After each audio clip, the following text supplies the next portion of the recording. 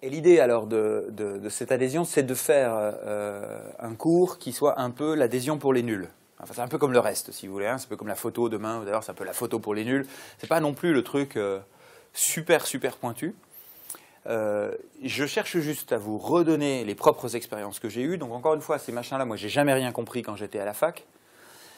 J'ai été obligé de comprendre à partir des années 98-99 et je comprenais rien du tout. Et c'est après des années et des années et des articles que j'ai commencé à comprendre. Alors, j'ai retenu de ça une sorte de schéma de compréhension pour moi avec des raccourcis extraordinaires par moment pour juste avoir les idées claires. C'est ça que je vais vous donner.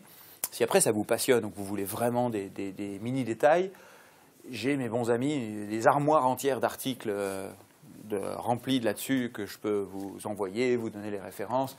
Je pense que c'est quand même le truc le plus chiant qui existe, hein, tous ces trucs-là. Mais sachez que moi, je vais vous donner un peu la version en clinique. Il vaudrait mieux utiliser ça parce que vous allez obtenir ça, puis celui-là, si vous l'utilisez, ça va donner tel truc, c'est pour ça qu'il ne faut pas l'utiliser. En gros, voilà, c'est un défrichage grossier. Alors, pardon pour ceux que ça va choquer, mais si vous souhaitez, j'aurai d'autres choses à vous montrer pour votre complément d'information.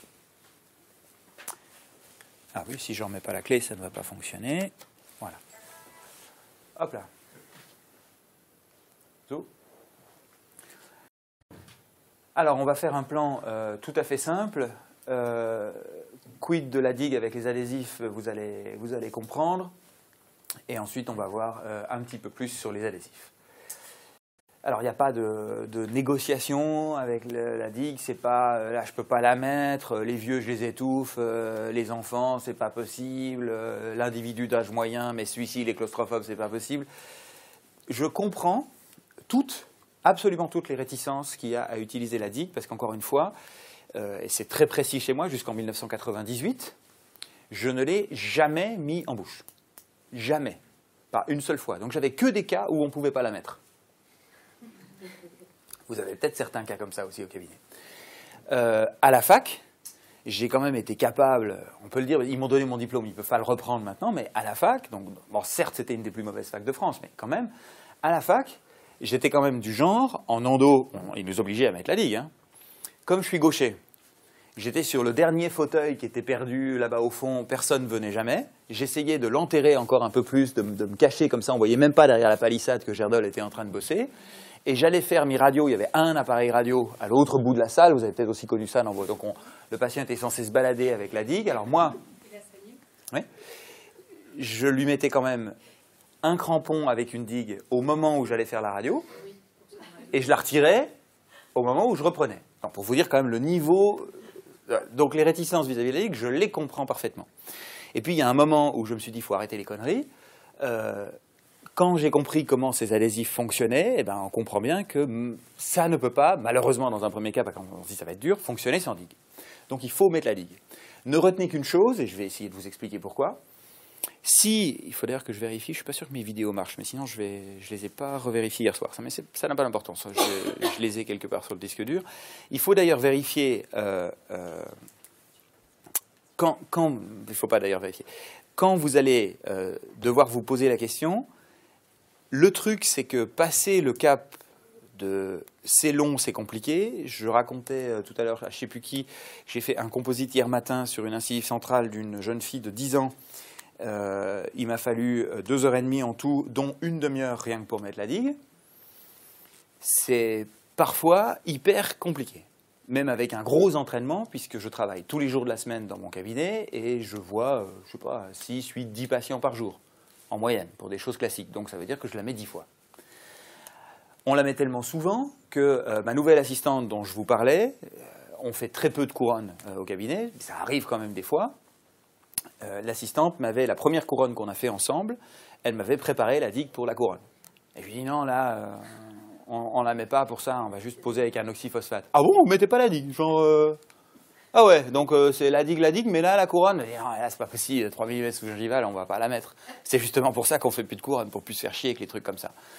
Et depuis, du point de vue de tout le monde, son point de vue à elle, qu'il n'avait jamais utilisé avec les dentistes avec lesquels elle avait travaillé avant, mon point de vue à moi, hormis toutes les justifications théoriques que je vais vous donner là, c'est mieux parce que blabla, vous avez avec la digue un confort de travail. Je sais que j'enfonce une porte ouverte, tout le monde vous l'a déjà dit, mais quand vous l'avez expérimenté, je vous assure que c'est incroyable, qui n'est à nul autre pareil.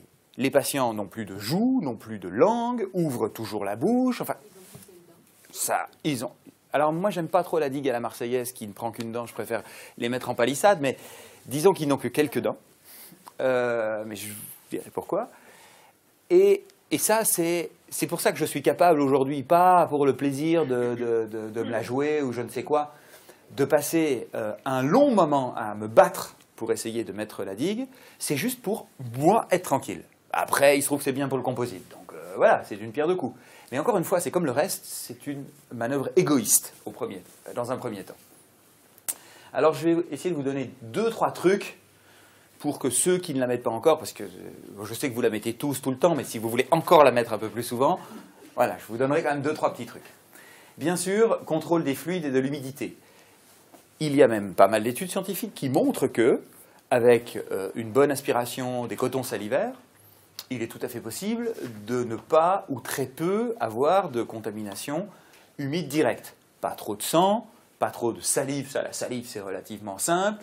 Le fluide circulaire, on commence déjà à être un peu plus tendu, mais on espère que. Il reste la respiration. Donc, ou vous étouffez le patient d'abord et il ne respire plus, c'est une formule. Dès l'instant que le patient respire, ça arrive souvent, vous avez une sorte de buée ambiante, un climat floride en hiver, si vous voulez, tropical, humide, comme ça, vraiment 100% d'humidité, qui n'est pas compatible avec des produits qui sont complètement hydrophobes. C'est tout. Il n'y a rien d'autre à dire.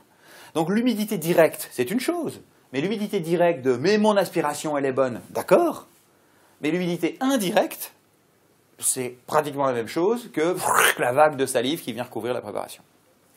Donc malheureusement, il faut faire ça. Et vous allez me dire, oui, mais, et on va le voir juste après, il y a des adhésifs ou des colles qui sont hydrophobes et quand même un peu hydrophiles. Vous savez, c'est comme ces silicones qui sont devenus hydrophiles. Le silicone, c'est hydrophobe, mais le marchand nous dit, ah, le mien, il est hydrophile. Ouais, alors on l'a bourré de surfactants pour qu'ils deviennent hydrophiles. J'ai même un jour tourné un film pour Ivoclar avec un de leurs trucs en prenant une empreinte dans un seau d'eau pour montrer combien c'était hydrophile, si vous voulez. Mais j'y croyais à l'époque. C'est pas possible. Voilà, c'est peut-être un peu plus hydrophile, mais il faut savoir que tous les produits qui sont dénaturés comme ça, à qui on a greffé des antennes hydrophiles, sont de bien moins bonne colle que celles qui sont hydrophobes. Donc, si on utilise un produit hydrophobe, ce qui est un gage de qualité, la digue est obligatoire. Confort du patient, on fait avaler moins d'instruments, ça si vous êtes aussi maladroit que moi, c'est un avantage. Pour l'assistante dont je vous parlais, si vous voulez, elle a l'impression de ne plus faire le même métier, et de ne plus avoir d'emmerdement, et quand il nous arrive, ne serait-ce que les retouches d'occlusion. Une fois que la digue est retirée et qu'il faut régler l'occlusion, bah là il faut quand même maîtriser la langue, le spray, le machin.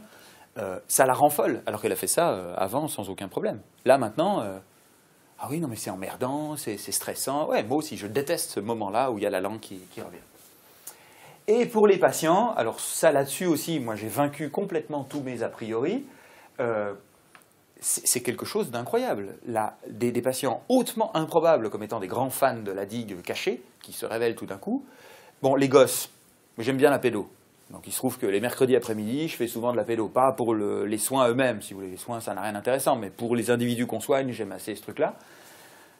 On met la digue aux gamins, bon, c'est la seule façon de pouvoir les soigner pendant une demi-heure sans qu'ils bougent dans tous les sens et qu'ils ferment 40 fois la bouche. Et puis généralement, comme c'est le mercredi après-midi, qu'ils ont eu piscine le matin et qu'ils vont voir foot après, ils dorment. Effet garanti auprès... Alors, vous avez tous connu ça. Effet garanti auprès des patients. Oh, incroyable. Bon, d'abord, il y a « oui, il me l'a tué ». Alors, rassurez-vous, tout ça, il respire encore. Et juste, il dort. Alors moi, je suis stressé chez le dentiste et mon gosse, il est si cool qu'il dort. Vous êtes un magicien. Ouais, je sais. Non, mais ça, c'est juste la digue.